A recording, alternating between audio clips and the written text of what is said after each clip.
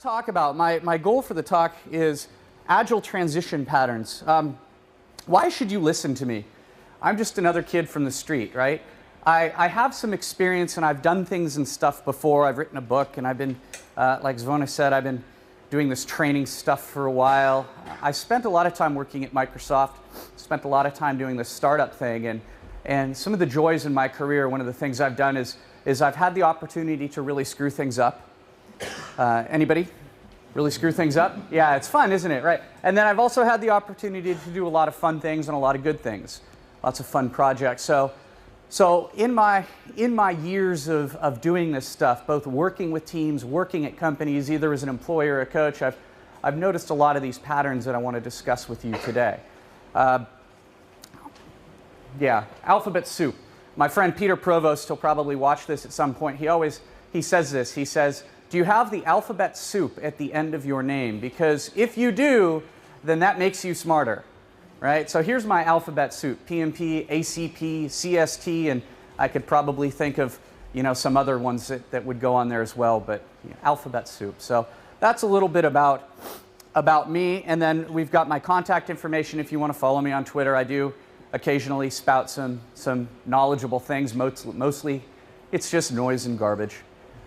But it's all good. It's loads of fun, website, and all that stuff. So how many of you have kids? Raise your hand, you got children. Or you have nieces or nephews. Okay? Everybody, right? Or you were a child at one point in your life. Okay? Yeah. So my kids they're growing up now. The 10-year-old or the 9-year-old, he's going to be 10 in a couple of weeks. And he's really into mountain biking. Mountain biking. He's going to do mountain biking camp this summer. And he saved his money and he bought a mountain bike for $40 at a garage sale. And he's super excited. So I take him out as much as I can. We go biking. But it wasn't always taking him out. There was some fear associated. And when I was teaching him and all the other ones how to ride their bicycles, they would see their friends and they would become a little apprehensive. And I would tell them, like a good parent, I would say, you can do this. You're strong. Overcome your fear. I'm here to help you. I was creating this environment for them that was good, and I would put them on a bike, and like most parents, unfortunately, I focused on the wrong thing, which was riding, not starting or stopping. Because if you've ever noticed when you teach a child to ride a bike, the riding and the balancing is easy. It's the, holy crap, what do I do now? How do I stop? Well, I didn't think that far. Just put on the brakes. What are the brakes? And they don't know what's going on. So I did this to him. And he goes and he's going into some bushes. Buddy, stop, buddy, stop. I don't know how, Dad. Boom. What did I say to him at that point? His bike was scratched up. He skinned his knee. He was scared. He didn't want to hurt himself. What did I say? I said, Carter, it's okay. Look at how far you went. That was 5 meters. That was awesome. And you could see his eyes light up. Really? Did you let go of the bike? Did you want me to? No. Then I didn't. Never lied to your children before? He was 5 or 4. Yeah, I was holding on the whole time. Sure I was. So I said to him, let's try it again. But Dad, I'm afraid. What are you afraid of? I'm afraid I'm going to fall again and I'm going to hurt my knee. It's okay. I will catch you. You can do this. I will catch you. And he does it again, 10 meters. He falls. He does it again. And we're doing this on the grass because, it's a little softer. And he eventually says, riding on the grass is hard. I want to try the street. Come over here with me. So we walk over to the street. So put your hand down on this. You feel that? He goes, yeah. I said, that's more pain. That hurts. Because you fall here and you're wearing shorts. It's summer. You're wearing shorts, you're going to bleed. I don't want to bleed. You got to understand if it's worth it then or not. So we go through, and he eventually learns how to ride his bike. Now he likes going off jumps. He does all sorts of stuff that I just won't do because I'm old and I'm going to break. You know, kids, you can bend them. Like little rubber men. Now, let's think about from a corporation, from a management standpoint, how I would handle this differently. Would any of you, if you were thinking about doing something new inside of your companies, would you have a boss that would say that to you? It's okay, you can do it. It's okay, give it a try. Oh, you fell? You hurt yourself? Oh, let me help you up. Everyone's laughing and shaking their head. I see this silently, okay? No, why not? Because the boss says you should get it right the first time. So let's apply that knowledge. Let's apply that mindset to this. Carter gets on the bike. He goes 5 meters. Instead of giving him encouragement and making him feel good, I say to him, "You suck! What the hell? You scratched your bike! Yeah, but my elbow." "I don't care about your elbow. You should know what you're doing. We've been watching the Tour de France all week. You should be an expert. You saw Lance Armstrong. It's easy." Sorry, gotta get that one in there. It's easy. You just go. And then you just stop. You should know how to do it. You went to training. That was the TV. Okay? This happens in life. This is a challenge. When we say, "I'm scared. What do I do? Help me get over this fear," because fear is something that we all have. How many of you have been afraid of something in the last week? We're adults. We shouldn't be afraid of anything, right? Why do we get scared? Because we're trying something new. The difference between us as adults and kids is kids have this empty void between their ears. Their imaginations run wild. They see things that aren't there. I remember clearly when I was 5 years old, I'm blessed with memory, which is not necessarily a good thing, but I remember seeing a ghost right next to my bed inside of an easel that I would draw on during the day. It was right there. And I remember getting up and screaming to my mom, Mom, there's a ghost in my room." And she came back and she looked, she turned on the lights, she tore apart my entire room. And I'm like, "No, it's not under the bed. There's nothing under the bed, Mom. It's here." I would not go back to sleep. She had to take the easel out. I never used it again. I still remember that ghost today. Last time I ever saw it. Okay? That was something that I had not experienced. That was something that was unknown. When we talk about this crazy Agile stuff, what we're talking about is thinking a different way, talking about how do we do things different. It's not the same thing over and over again. It is actually different. You're going to be doing coding different, planning different. My buddy, Christian Hassa, who's here in the audience, he's doing a talk this afternoon, and he was showing me some pictures around a team who in the past had been fearful, who in the past had been scared and uncomfortable with a way of working. And he said, look at these guys, I'm proud of them. They're working in a different way and they're doing more. And they like it. This is one of the things that we need to do to overcome our fears. This is one of our challenges. He was able to help them see the outcome. With my boy, I was able to help him see the outcome. I would say, "Carter, you want to be able to ride with your friends, don't you?" "Yes." "Okay. Are you willing to put in the time to make that happen? Let's see what that looks like. At the end of the summer, what you want is you want to be riding around the block. We want to go for bike rides." "Yes, I want that." "Okay. Then we have to get through this. And we can get through this, but we have to have a good environment to do it." There's lots of changes, lots of mental changes that have to happen. You see this with software teams. You see this in personal life.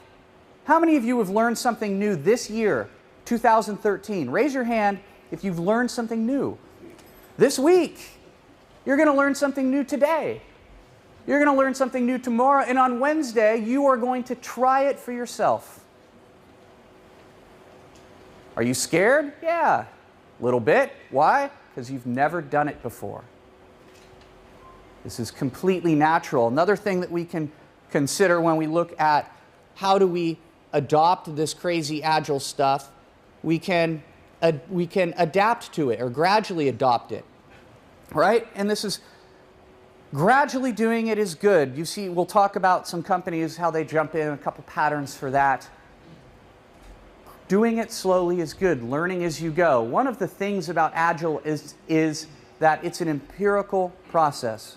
And what that means is that you're going to learn as you go. You're going to learn based on your knowledge, based on your skills, based on your surrounding environment.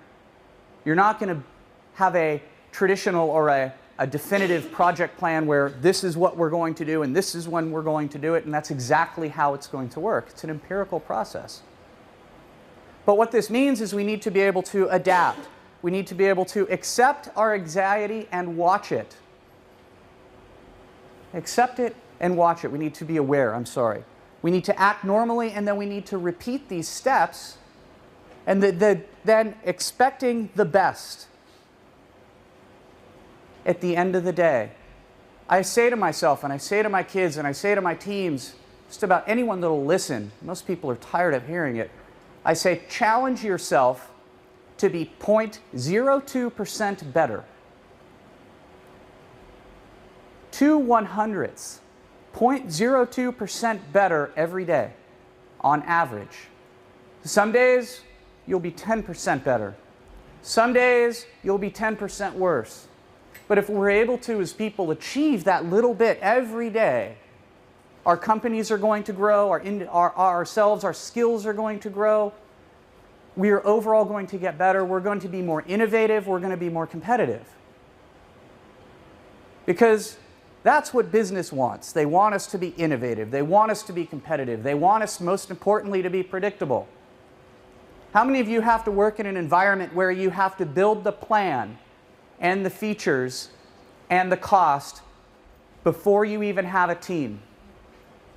Anyone? You have to build everything, right? The iron triangle, time, scope, money. Let's figure all that out and then figure out if we can do the work based on that, and then we'll actually do it. Problem is we're wrong. We're not adapting, we're not changing, we're not modifying as we go. Now, when people transition to Agile, what we're looking at is this, right? We've got a bunch of patterns that I've seen. These are some of my most favorite ones, and I'm going to tell you some stories with these. Hopefully you like stories. I like stories. We do. Good. So we've got 5 that we're going to talk about. Jumping in. There are a variety of ways that you can jump in. We have another one, which is we're special. How many of you are special? Everybody's special. How do you know? Look at your fingerprints. We're special. Not only that, your parents told you so, didn't they? When you were little, you're special. I heard that all the time. You're special, Mitchell. I never really knew what it meant until I saw the doctor 50 times. And the doctor said the same thing. You're special. Excellent! And I would bounce off the walls. Yay, special! And off we would go. Okay, we got my Agile is not your Agile. Have you seen this one before? My Agile is not your Agile. People start arguing. No, you're doing that wrong. Test-driven development is really about testing, not development. They got it wrong, whoever made up those silly words. Jim Newkirk's a friend of mine. He was involved in this stuff early on, and he says to me today, yeah, we shouldn't have called it that. Should have called it test-driven design. A little bit different, okay? And the last 2, working remote. This is one of my favorite topics. Working remote. Now, this could be distributed. It could be whatever you want, but working remote. And then the last one, lip service. So lip service means blah, blah, blah. I'm paying you lip service. So let's hop in. Let's jump in, shall we?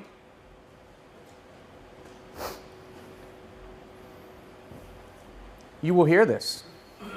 Let's jump in and do it. How hard can it be? Agile is just the latest fad. It's the flavor of the month.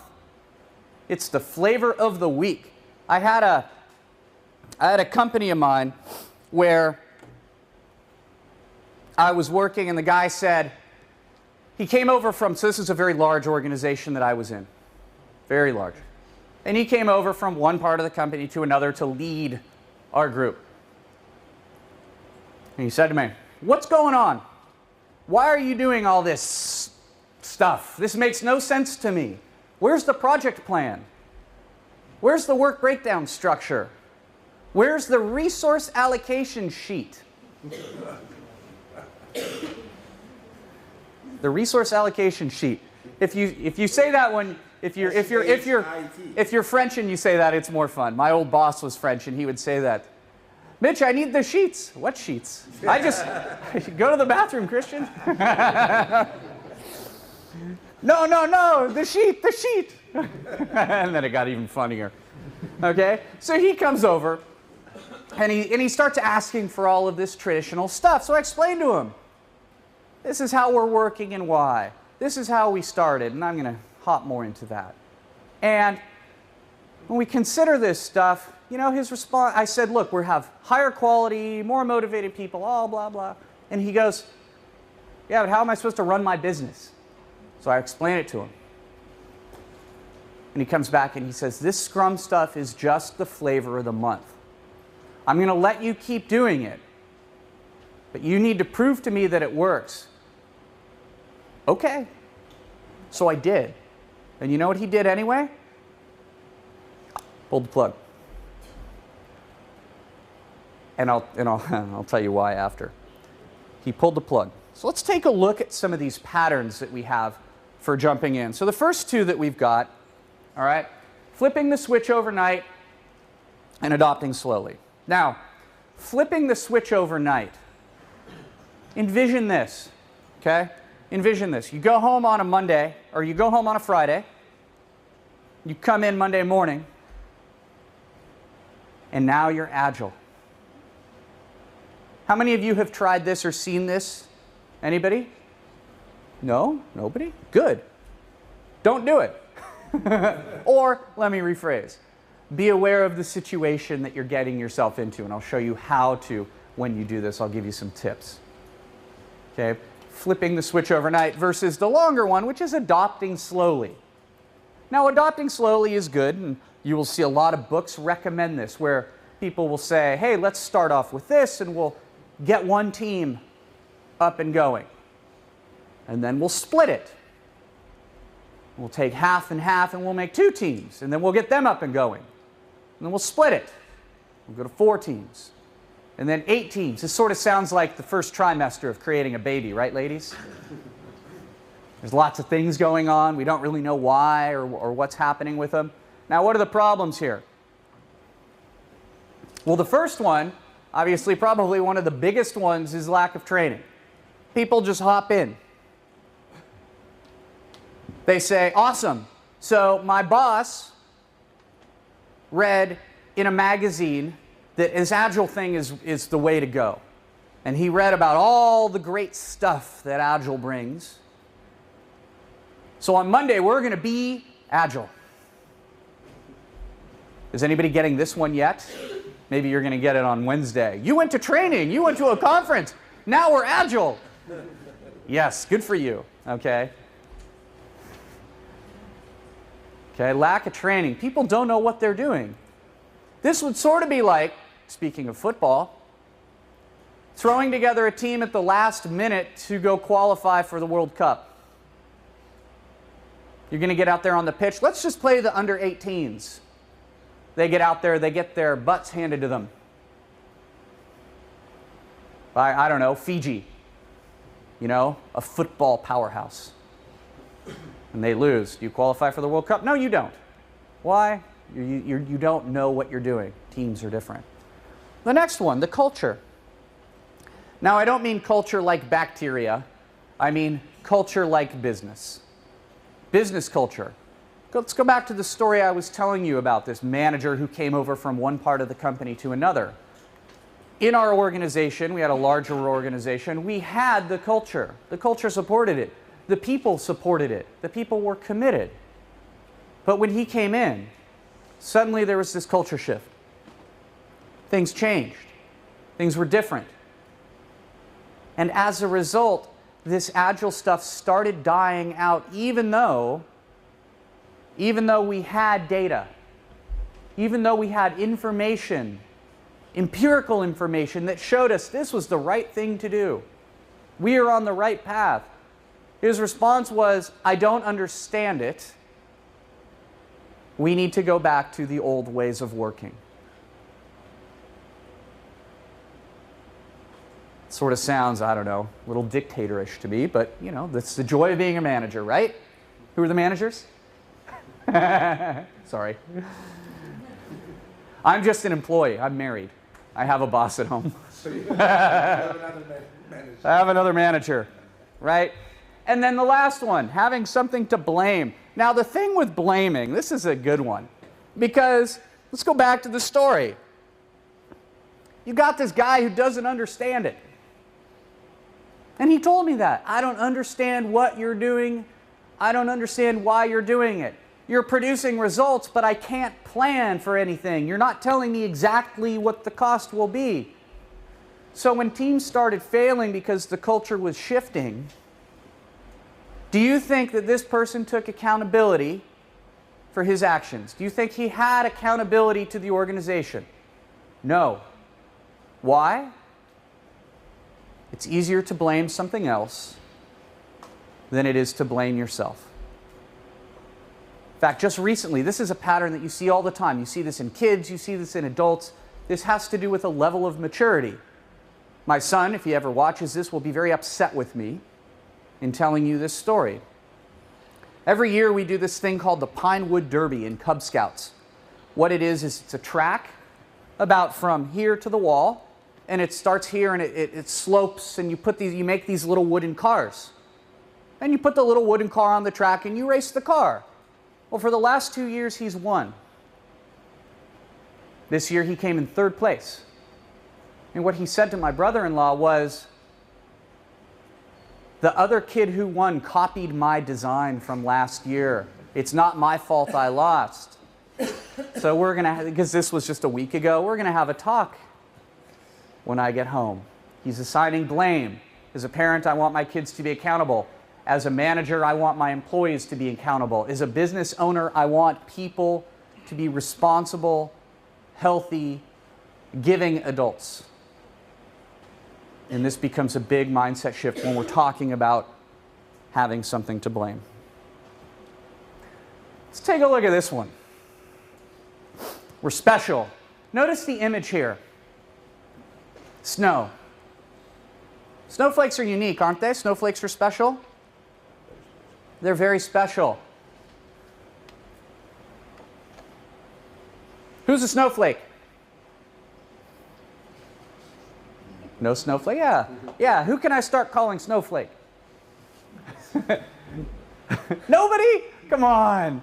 What's come after? Yeah. Agile sounds great, but we're different. We're unique. We're special. How many of you have ever heard this one at work? We're special. This doesn't apply to us. Yeah, at the bank. The bank. I love banks. You know why? They take all my money and charge me money. It's fantastic. Not only do I give them lots of money, I then get to pay them so that they can have it. It's fantastic. It's a good system. I need to get into banking. We need our salary. We need, yeah, 20% fee. We're special. So I'm working with this company in, well, let's call it somewhere in the northern hemisphere. And they say to me, we're special, we're different, we're unique. We're the only company that can do this. I said, that's fantastic. Notice the image here. That's fantastic. So what you're telling me is that there is no other company in the world that builds what you build. Well, no. We have competitors. Oh, so you have competitors, but they don't build the same thing that you do. Well, no, they actually do. Yeah, but the thing that they build is so different from what you build that they're not really competitive. Well, it's actually the same thing. But I thought you were special. I thought you were unique. I thought you were different. Well, we are. There's drugs for that. Agile sounds great, but we're different. And what this means at the end of the day is we have to think in a different way. We're not unique. Our culture is not unique. I have traveled, I think, this coming to Croatia, first time here, this is beautiful, I want to bring my family here. I think this will be my fourth country, my third new country that I've been to this year. And in traveling and in seeing this stuff, I'm not seeing a lot of companies that are different. I'm not seeing a lot of companies that are unique, that have similar culture. Everybody has the same problems. But at the beginning, everybody says to me, we're unique, and these are problems you will have never heard before. At which point, I sit down, I find the nice, biggest, comfortable chair that I can find and a couple pillows. I put my feet up, I grab a beer, and I say, awesome. And I slam it. Tell me about your problems. Wait, are you sure? Because you've never seen this before. And I grab another beer. Okay, let's go. And then they say, we're the only company in the world that build this. We are the only company that thinks this way. We. You would think that they were French, but they're not. And we go on and on and on, and then I start highlighting to them. So what you're telling me is this. Yes. What you're telling me is that. Yes. So no other company builds software. No. No other company builds hardware. Well, no, that's not what I'm saying. And then I start giving them examples. Right? This becomes just a mental block. An old boss used to call this an invisible roadblock. We see things that aren't there. We're letting our imagination run wild because of fear. Fear is setting in. We're seeing things that frankly don't exist. There's drugs for that too. You gotta love Western civilization, Western medicine, right? You get a drug for anything. And then the last ones, right? Only we can do what we do. How many of you have heard this one before at your companies? Only we can do it. I love hearing this one at banks, picking on banks. Only we can take money and go bankrupt. Only we can charge fees. Only we. Right? And the last one. So this Agile stuff is great. It's good for them. It's good for people that build websites. Not for us. We don't build websites. We build critical systems. We build financial systems. We build healthcare systems. We build hardware and software that manages electrical grids. We're unique. We're special. We're different. Now, I always sit there and I say to them, I will have to take your word for that. Because I'm not a website guy either. I'm a back-end infrastructure, millions of users type of guy. And if the systems go down, it's about $50,000 to $100,000 a minute in loss. So if you say it's good for the web, I'm going to have to trust you on that one, but I'm going to call BS on the other stuff. But remember, this is, again, thinking that you're special. This is being humble. Somebody said to me the other day, I was in Portugal. I was sitting at a bar, and I meet this pilot from United Airlines, really cool guy. And he goes, what do you do? And I said, yeah, I fill people's heads full of lies. And he goes, really? I said, well, no, it's more hopes and dreams and wishes, but some people think they think it's all lies because they think they're special. And he goes, well, you must be really good at what you do. And I said, I'm just another guy. He said, yeah, but. I said, no. Right? And this is the thing. To get over this one, you have to have that humility. You have to be humble. You have to be comfortable. You have to be willing to screw things up. I'm okay with screwing things up. I like screwing things up. I think it's actually, kind of fun. So when we get past this stuff, we have to understand three things. Software is software. Your line of code and my line of code are lines of code. If it's written in C++, if it's written in C#, if it's written in assembly, it's a line of code. It's meant to do something, which is to make the little processor, turns ones and zeros into the actions and behaviors that we want. We need to bend the computer to our will. And you have to do it like that. Or if you're a Simpsons fan, right? Excellent. Okay? It's how we think that's different. How we think Again, Agile's about principles and values, and you're going to hear Andrea talk at the end of the day tomorrow about how the why is more important than the how. So I urge you to go to that session because it's going to be really, really good. But it's going to play more on that.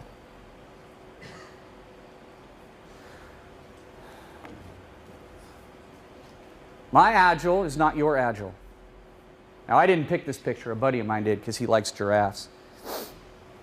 I thought it was cool. It's far better than the one I had here. My Agile is not your Agile. A lot of people will say that a camel was really a horse designed by committee. Right? You ever heard that one? A horse designed by committee. A camel. Fantastic. What the heck does that mean, right? Why can't you just see it my way? You know I'm right. You ever heard this one? Yeah. My uncle said to me, I was visiting him in Montana. Montana is this very rugged state, and I love it there. It's a giant state with 800,000 people. We're in the middle of the Rockies overlooking a lake. In fact, I think I have a picture of it. And my aunt, Ursula, starts saying something, and his response, yes, dear. Smiles. Why can't you just see it my way? You know I'm right. I'm working on a project, and we bring this new guy in.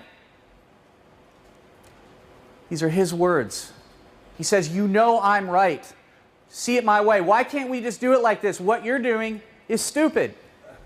We shouldn't have the daily stand-up meeting every day because on my team, we did it once a week. I said, you had a daily meeting once a week? Yes. And we saved time. How did you save time? Well, easy, because the daily meeting should be 15 minutes. That's an hour and 15 minutes a week. We just did it for an hour. We saved 15 minutes a week. Good for you. That's nice. You're special. You're special, right? Now, what are the challenges we got here? We got people with different ideas. This gets back to this whole lack of training thing. You got to have a common understanding, a common language. Last night at dinner, there was a side discussion that I was listening in on. The differences, some of them, between Brazilian Portuguese and Portuguese Portuguese. Anybody speak Portuguese? Tu fala português? So there's a lot of subtle differences here, right? The Brazilian guy was saying last night, yeah, well, in Brazil, we just say, good for you. You do what you want, because the Portuguese reinvented the language 4 years ago, or rewrote it, or rewrote the rules or something. Like US English. US English and UK English, right? Or Australian. Or Australian English, yeah. Or Scottish. Yeah. Now, the funny thing is, right, people with different ideas, you hear this, the UK English and the US English, I hear this one all the time. My friends and I will argue. You know what his response is? The guy's response? Every time, every guy, and you're going to see a guy from the UK here later tonight. He's got a talk tomorrow, Paul Goddard, a good friend of mine, funny guy. He says, I'm English, we invented the bloody language. Don't tell me about rules. I like that one. But again, people with different ideas. And what happens here, what the cause is people spend all this time arguing and fighting about the rules. Should we do test-driven development or not? Should we pair or shouldn't we? My interpretation of how this works is totally different. And as a result, we lose focus. We don't know where we're going. We don't see the path ahead because we're too distracted by these invisible roadblocks that we think are critical, when in reality, they're just ghosts in the room. Again, we're letting fear take over.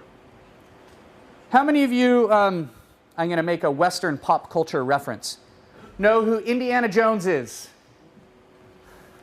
Oh, Indy, right? I love Indiana Jones. I grew up watching Star Wars in Indy, and I just can't get enough. And Harrison Ford getting old, it's like, oh no, can we put him back in time so he can make more cool stuff?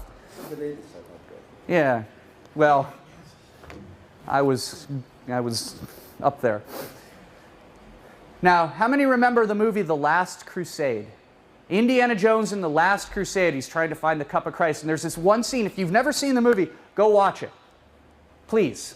You will like it, even if you don't understand it. There's this one scene where he has to cross this chasm. And he's reading the notes, the references from his father, who was played by Sean Connery. and it says, you must make a leap of faith. And you see Indy, he's sitting there looking over this chasm, and he goes, takes a deep breath, puts his leg out, and makes it. And then the camera pans off to the side, and you see that it's really a bridge, but it's painted to look like a chasm. He throws sand over it, and he safely crosses with his posse. This is one of the things that you need to be able to focus. You need to be able to take this leap of faith. Let's talk about number 3. Working remote. Excellent. How many of you work in distributed environments? How many of you work remotely? How many of you work from home? How many of you have teams elsewhere? Raise your hand. Should be just about everyone. Come on. Elsewhere. The people that don't, I mean, you guys are lucky. And you don't know it. You don't know how lucky you are, because why on earth would we want to work remotely? Help me out, guys. Help me out. Hassa. Why would people want to work remote? Give me one reason. People aren't available on site. Right, people aren't available on site. What's another potential reason? You guys are working with distributed teams. Why? Lower costs. Absolutely, it's cheaper, right? Outsource that stuff to India. What's that? It actually might be much more. Shh, don't tell anybody that. Right? We don't. The coffee's better. The coffee's better, yeah, but we don't want anyone to know that it's going to be more expensive, because it's faster to lose your competition this way. What's another reason? Anyone? Bueller? Supposedly people are happier. Think about it. Let's talk about this working remote. Okay, so working remote could be a variety of things. It could be offshoring and outsourcing. It could be working from home. Right? How many of you work from home? Ever? You work from home? Yeah. Yeah. It's way more productive, isn't it? It's way more productive. Why? Because you don't have to deal with... Huh? Yeah. Then, oh, when the family's sleeping, it's productive. If you ship the family out of the house and you stay home, it's productive, because wouldn't our jobs be easier without the customers and without our teammates? Life would be so much easier if we could just do what we wanted to do. We would be way more productive. And like you said, it's cheaper. Anybody heard of a little company called Yahoo? Yahoo, right? The best place on the internet since a long time ago. Okay. They got a new CEO, right? Lady. Just had a baby, too. CEO that had a baby. Marissa Mayer. There she is. Speed and quality are often sacrificed when we work from home. We need to be one Yahoo, and that starts with physically being together.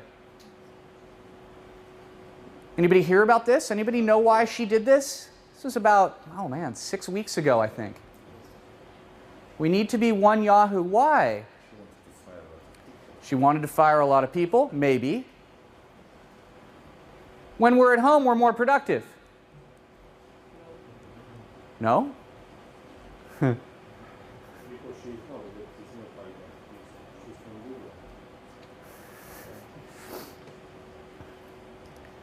Are you ever going to win a battle with distributed teams? Maybe. Maybe not. People are more productive when they're alone. I think we somewhat agree with that. However, you continue. They are more collaborative and innovative when they're together. Some of the best ideas come from pulling two different ideas together. Managers, what's more important to you? Having people productive or having people being innovative? Both? Yeah, both. I agree. This is a balance. Think about Yahoo. Let's look at them for a minute. When you think of the internet, do you go there? Anybody use Yahoo anymore? Not anymore. How many of you used Yahoo in 98, 99, 2000? Because that's where you went. That's where I went. I used Yahoo religiously for everything, and then all of a sudden, it became irrelevant. They stopped innovating. And if you stop innovating, you die. You can either die a slow death, or you can die a fast death.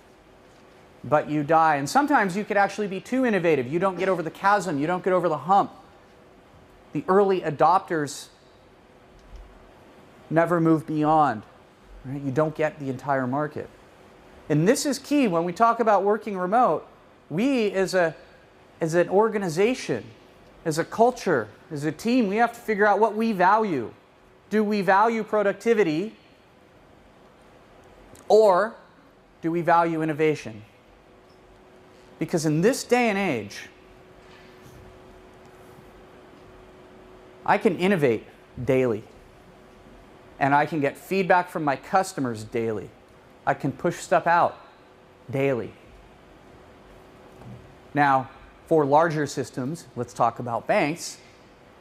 As a customer of a bank, because I do not store my money in my mattress, even though I want to, right next to my guns, and bars of gold, like any good American. All right? We are patriots. Yeah, I'm a true patriot, exactly. Okay? I have to have these trusts in the banks. I don't want the bank to be changing its system on a daily basis. And the thing here is you got to figure out what your business is and what your customers can tolerate, because the internet, Yahoo is an internet company. They should be innovating at breakneck speed.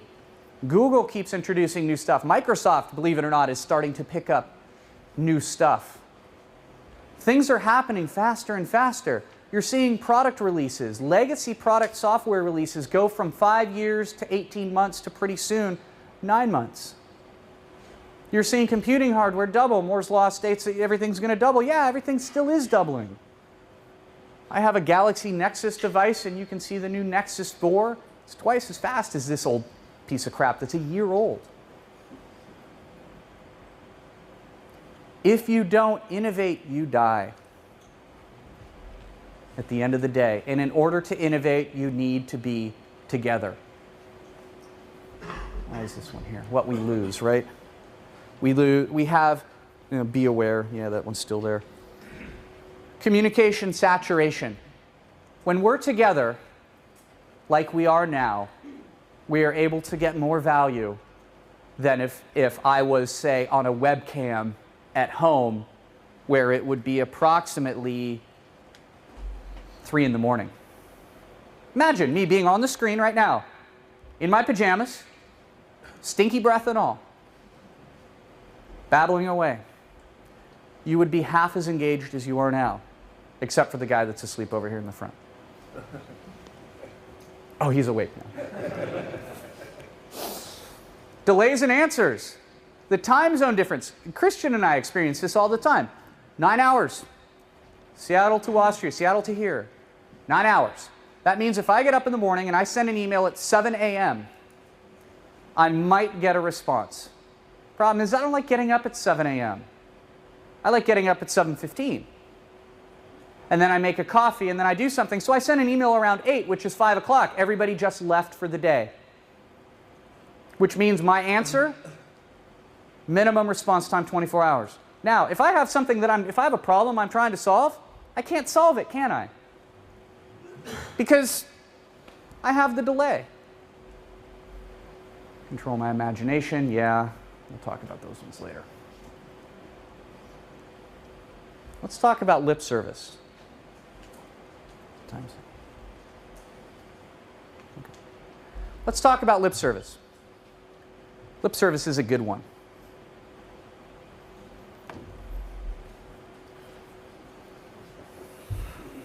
I started this story earlier.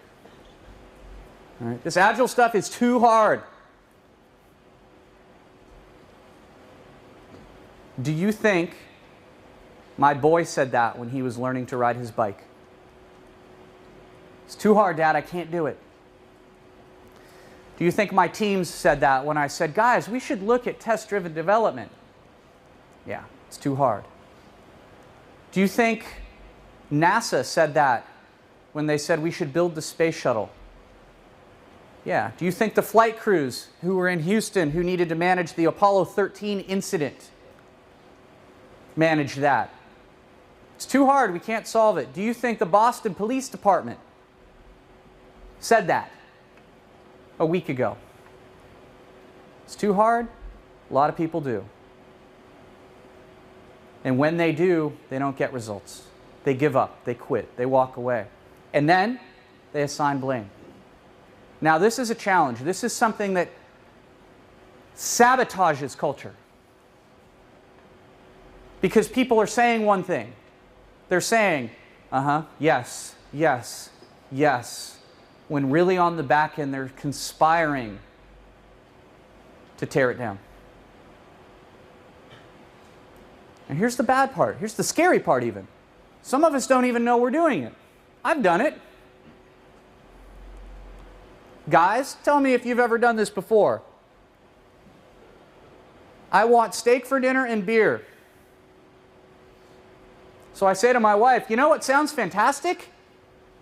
This very elaborate fish meal. We're going to go buy some fish and we're going to do all this stuff and it's going to take 6 hours to prepare. And I've never done it before, honey. Will you help me? Guys, have you ever done that before? And your wife says to you, well, man, that's a lot of work. We've never done it before. But it's okay. We've got all day. And it's a nice sunny day like it was yesterday. Got all day. Not a problem. And then she says, is there anything else we could do instead? Well, I mean, we could always just get a steak and some beer. And I'll cook everything. I'll take care of that. Yeah, let's do that. Excellent. Okay. Am I sabotaging? Maybe, maybe not. Software. Let's put this back to software. I had a team member once who said to me, I love test-driven development. I love Scrum. I love all this XP stuff. And we sat down to do it, and you know the first word out of his mouth was, can I go back to my office and write some code?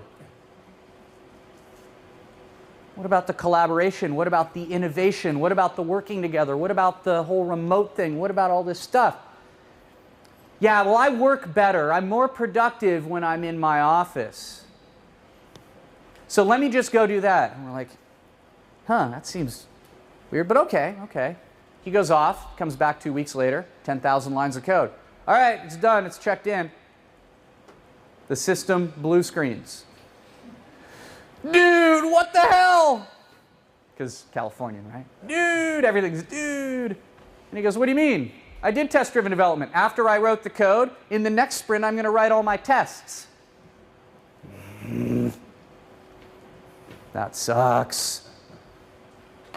People say it, but they don't do it. This gets right back to the whole, I'm going to do my daily stand-up meeting once a week. I'm going to do test-driven development and write my tests after. I'm going to do 18 development sprints, 14 testing sprints, 3 release sprints, and then 2 praying sprints. Because what are you praying for? You're praying that your customer says, yeah, that's perfect. When in reality, what will they say?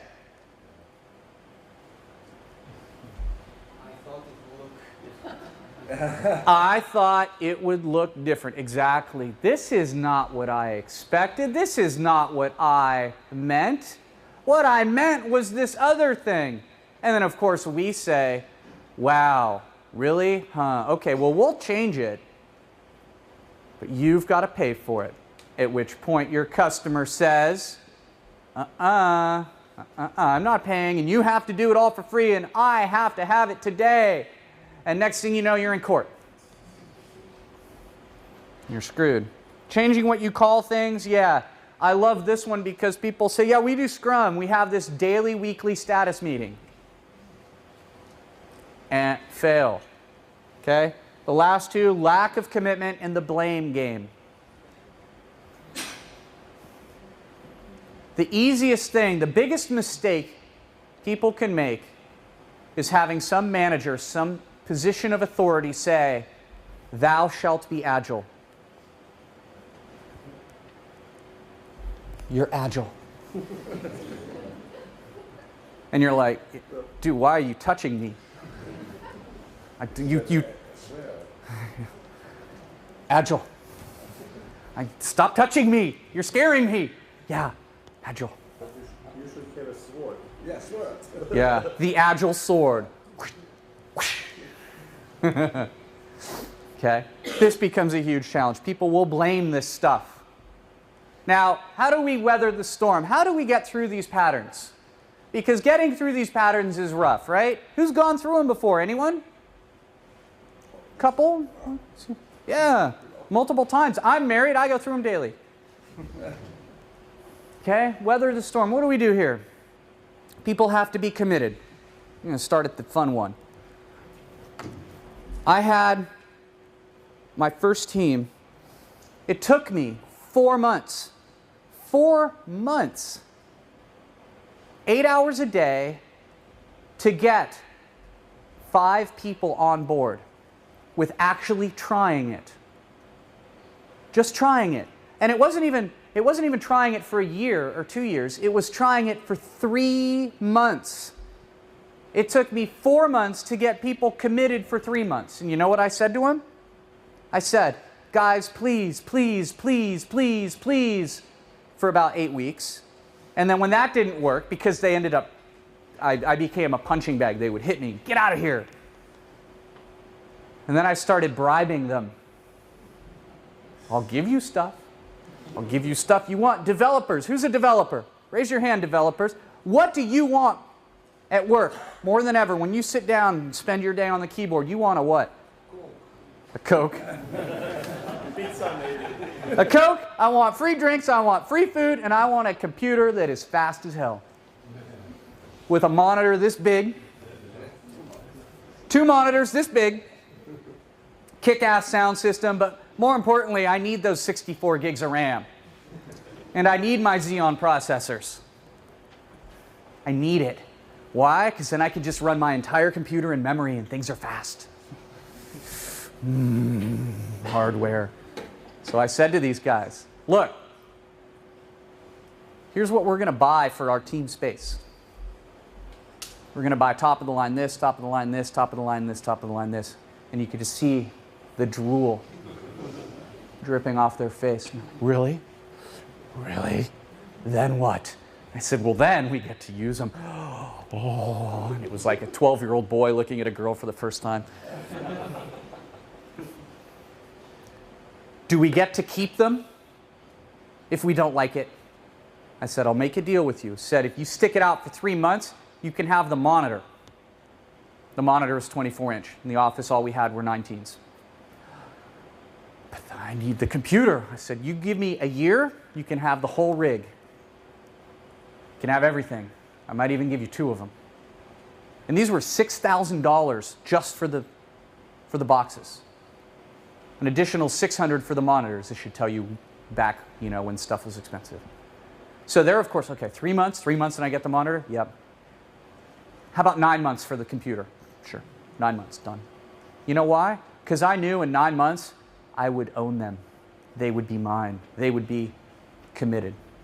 So they started off and they said, okay, we'll do it. And I said, but these are the ground rules. These are the ground rules going back to this one, right? Changing what you will call things is not what we are doing. We're actually going to do it, and we're going to do it totally different.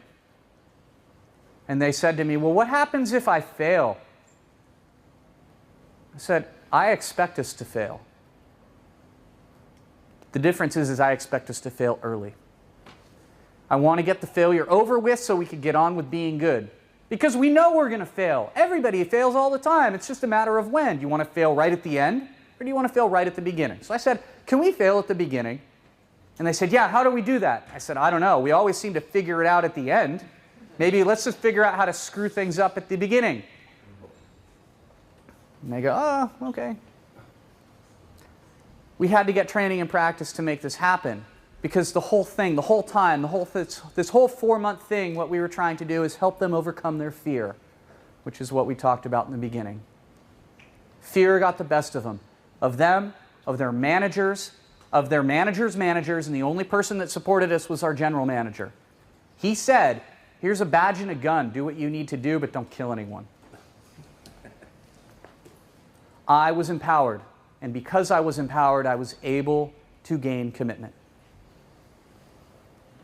You do these things, life will be good. Thank you. Thank you. And good luck.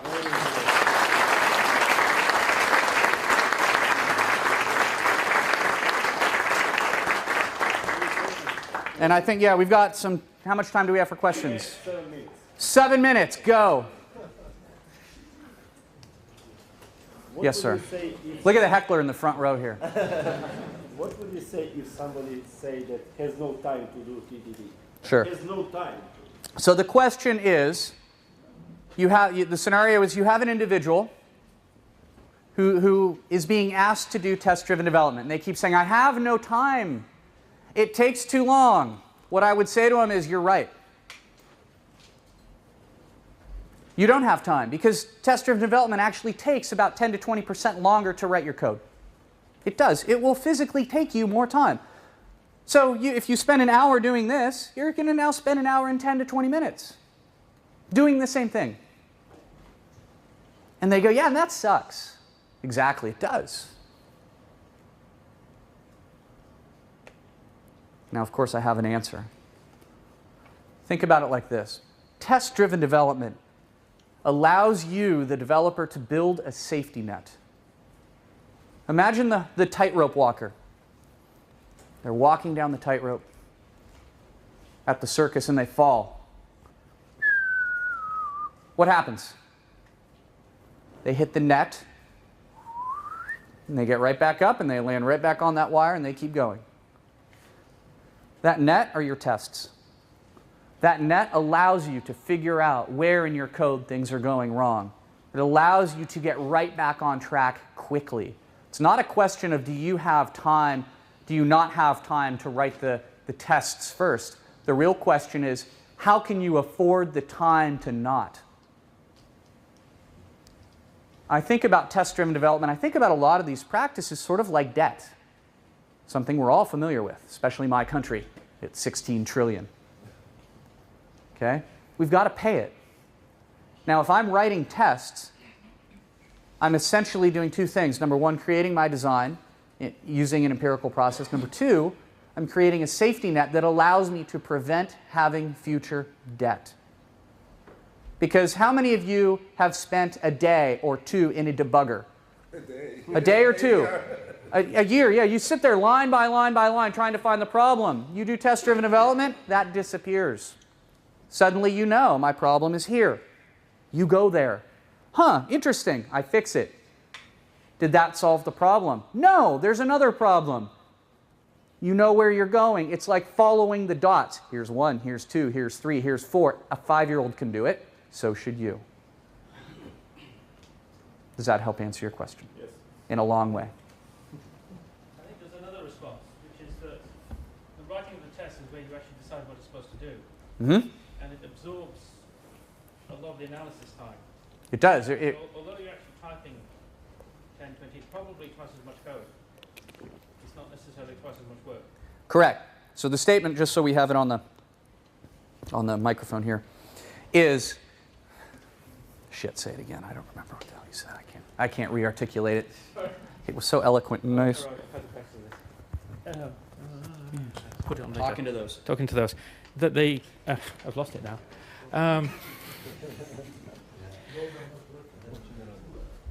It's the amount of time invested All right. and the design. The point in the process of writing tests is when you decide what you're actually going to do, and you flush out a lot of the detail requirements, so that although you may be spending more time typing code and have more code, that it's not necessarily costing you more because you're absorbing some of the analysis time.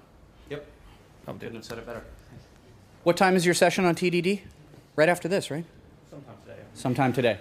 Yeah, so before the sun goes down, I recommend you go. I'm debating on whose I'm going to go to. How much more time do we have for questions?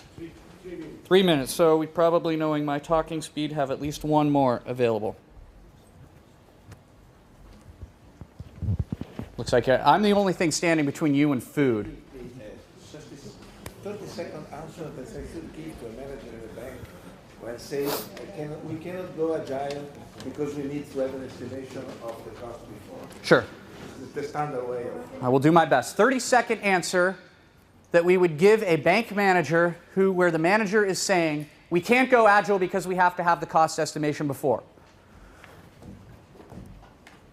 Reset, start. All right, 30 seconds. It's like Jeopardy. We can have the cost estimation before, and in order to get the cost estimation, what we have to have is, number one, a dedicated team. Think about a car with liters per 100 kilometers. Some cars are more efficient than others. We have to have an efficient car.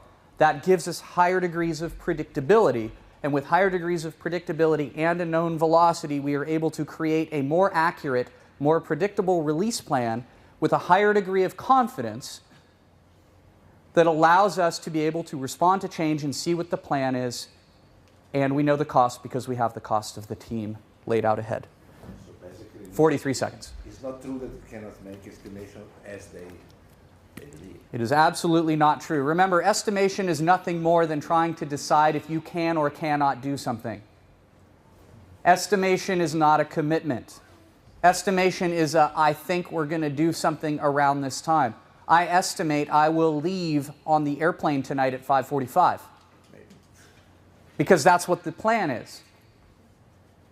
I do not expect to leave at 5:45. I expect to leave between 5:30 and 6:30. So you can actually create that stuff. There's a lot of literature and books and all sorts of crazy things on that. Lastly, image credit slide, because I know we're recording this stuff. This is important because these aren't a couple of these are mine, but for the most part, you've got a lot of kick-ass people taking a lot of kick-ass pictures. So thank you to these guys. Thank you. Thank you.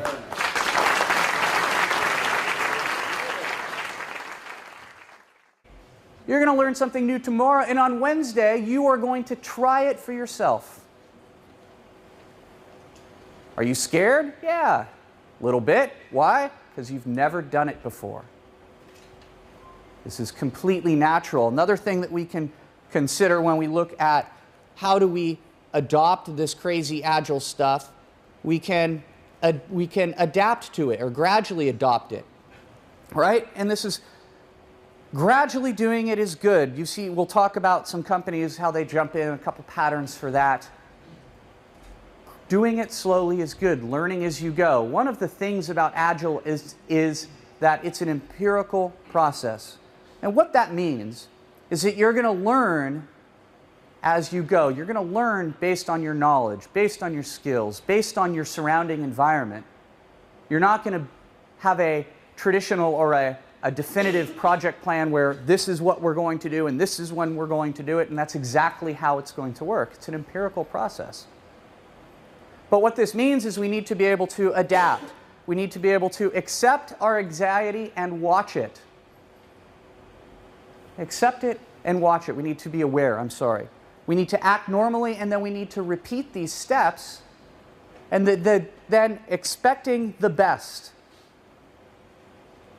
at the end of the day.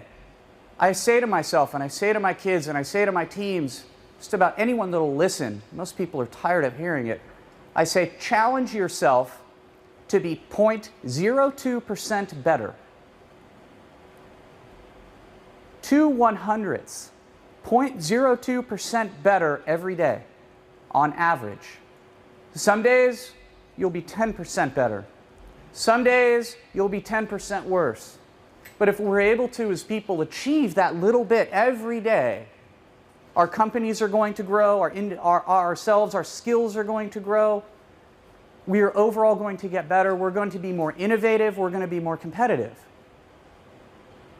Because that's what business wants. They want us to be innovative. They want us to be competitive. They want us, most importantly, to be predictable. How many of you have to work in an environment where you have to build the plan and the features and the cost, things that aren't there?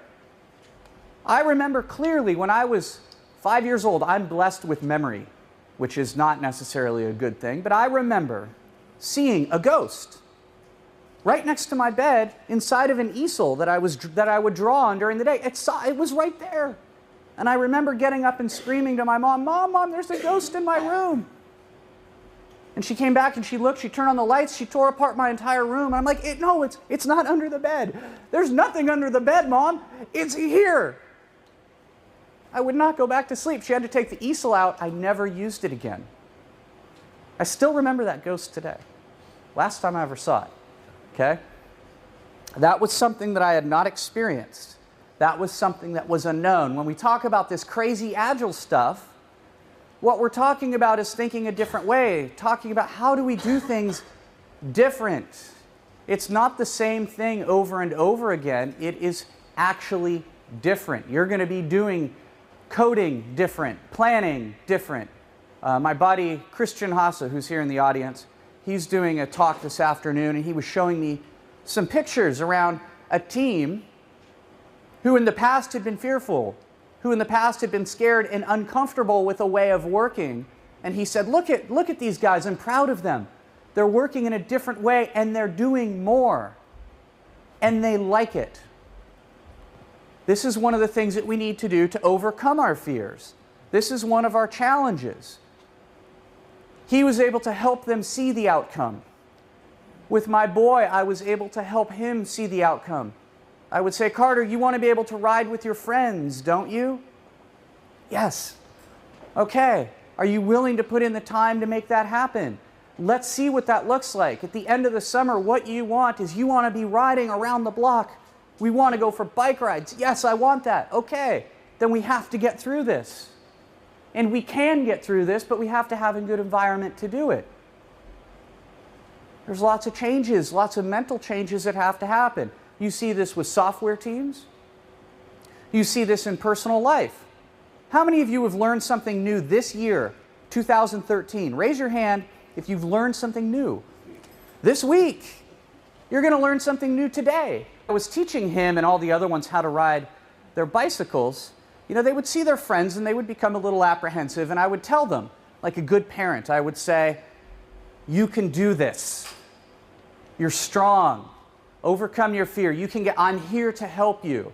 I was creating this environment for them that was good, and I would put them on a bike, and like most parents, unfortunately, I focused on the wrong thing, which was riding, not starting or stopping. Because if you've ever noticed when you teach a child to ride a bike, the riding and the balancing is easy. It's the, holy crap, what do I do now? How do I stop? Well, I didn't think that far. Just put on the brakes. What are the brakes? And they don't know what's going on. So I did this to him. And he goes and he goes and he's going into some bushes. Buddy, stop. Buddy, stop. I don't know how, Dad. Boom. What did I say to him at that point? His bike was scratched up. He skinned his knee. He was scared. He didn't want to hurt himself. What did I say? I said, Carter, it's okay. Look at how far you went. That was 5 meters. That was awesome. And you could see his eyes light up. Really? Did you let go of the bike? Did you want me to? No. Then I didn't. Never lied to your children before? He was 5 or 4. Yeah, I was holding on the whole time. Sure I was. So I said to him, let's try it again. But Dad, I'm afraid. What are you afraid of? I'm afraid I'm going to fall again and I'm going to hurt my knee. It's okay. I will catch you. You can do this. I will catch you. And he does it again, 10 meters. He falls. He does it again. And we're doing this on the grass because, you know, it's a little softer. And he eventually says, riding on the grass is hard. I want to try the street. Come over here with me. So we walk over to the street. So put your hand down on this. You feel that? He goes, yeah. I said, that's more pain. That hurts. Because you fall here and you're wearing shorts. It's summer. You're wearing shorts, you're going to bleed. I don't want to bleed. You got to understand if it's worth it then or not. So we go through, and he eventually learns how to ride his bike. Now he likes going off jumps. He does all sorts of stuff that I just won't do because I'm old and I'm going to break. Kids, you can bend them. Like little rubber men. Now, let's think about from a corporation, from a management standpoint, how I would handle this differently. Would any of you, if you were thinking about doing something new inside of your companies, would you have a boss that would say that to you? It's okay, you can do it. It's okay, give it a try. Oh, you fell, you hurt yourself? Oh, let me help you up. Everyone's laughing and shaking their head. I see this silently, okay? No, why not? Because the boss says you should get it right the first time. So let's apply that knowledge.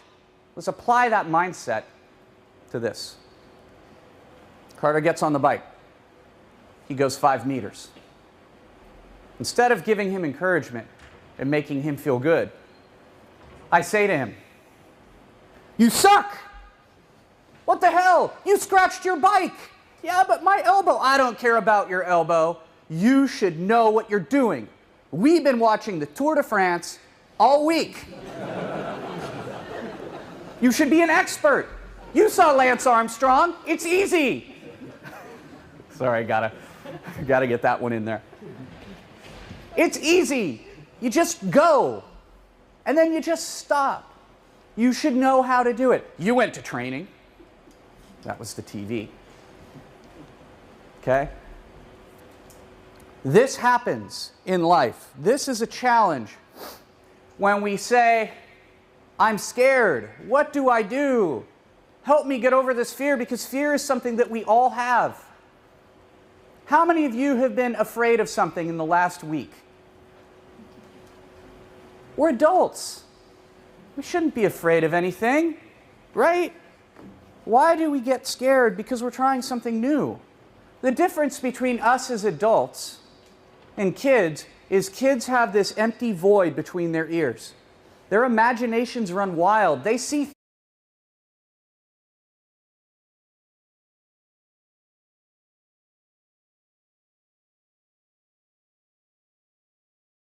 Let's talk about, my goal for the talk is Agile transition patterns. Why should you listen to me? I'm just another kid from the street, right? I have some experience and I've done things and stuff before. I've written a book and I've been, like Zvona said, I've been doing this training stuff for a while. I spent a lot of time working at Microsoft, spent a lot of time doing this startup thing, and some of the joys in my career, one of the things I've done is I've had the opportunity to really screw things up. Anybody really screw things up? Yeah, it's fun, isn't it? Right. And then I've also had the opportunity to do a lot of fun things and a lot of good things. Lots of fun projects. So in my years of doing this stuff, both working with teams, working at companies, either as an employer or a coach, I've noticed a lot of these patterns that I want to discuss with you today. Yeah, alphabet soup. My friend Peter Provost, he'll probably watch this at some point. He says this. He says, "Do you have the alphabet soup at the end of your name? Because if you do, then that makes you smarter." Right? So here's my alphabet soup: PMP, ACP, CST, and I could probably think of some other ones that would go on there as well, but alphabet soup. So that's a little bit about me, and then we've got my contact information if you want to follow me on Twitter. I do occasionally spout some knowledgeable things. Mostly it's just noise and garbage, but it's all good. It's loads of fun, website, and all that stuff. So how many of you have kids? Raise your hand. You got children, or you have nieces or nephews. Okay, everybody, right? Or you were a child at one point in your life. Okay, yeah. So my kids they're growing up now. The 10-year-old or the 9-year-old, he's going to be 10 in a couple of weeks, and he's really into mountain biking. Mountain biking. He's going to do mountain biking camp this summer, and he saved his money and he bought a mountain bike for $40 at a garage sale. And he's super excited. So I take him out as much as I can. We go biking. But it wasn't always taking him out. There was some fear associated. And when I